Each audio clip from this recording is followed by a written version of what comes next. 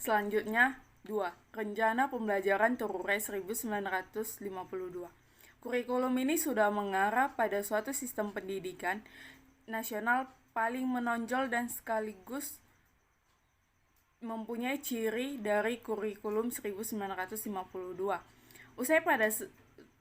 Usai pada tahun 1952 menjelang 1964, pemerintah kembali menyempurnakan sistem kurikulum di Indonesia dan diberi nama Rencana Pendidikan 1964.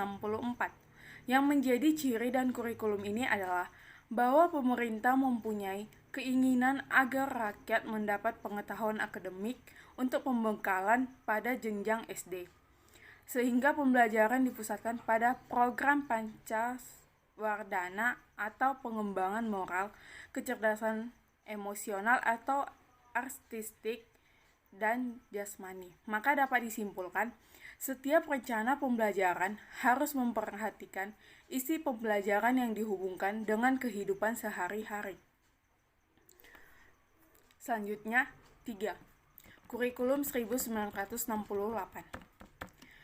Kurikulum ini merupakan pembaruan dari kurikulum 1964, yaitu yang dilakukan perubahan struktur kurikulum pendidikan dari Pancawardana menjadi pembinaan jiwa Pancasila, yang dimana pengetahuan dasar dan kecakapan kurikulum khusus ini merupakan perwujudan dari perubahan orientasi pada pelaksanaan Undang-Undang 1945 yang secara murni dan konsekuen, dan memiliki tujuan bahwa pendidikan ditekankan pada upaya untuk membentuk manusia Pancasila sejati, kuat, sehat jasmani, mempertinggi kecerdasan dan keterampilan jasmani, moral, budi pekerti, dan kekayaan beragama. 4. Kurikulum 1975.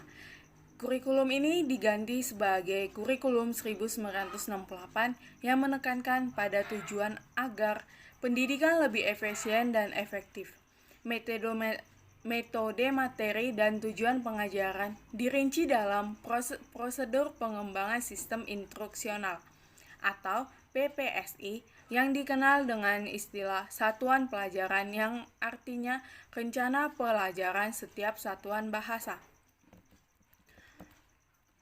Selanjutnya, 5. Kurikulum 1984. Kurikulum yang mengutamakan proses skill approach atau kurikulum yang disebut juga kurikulum 1975 yang disempurnakan karena proses pembelajaran berpusat pada siswa, mulai dari mengamati sesuatu, mengelompokkan atau mendiskusikan hingga melaporkan, yang disebut dengan cara belajar siswa aktif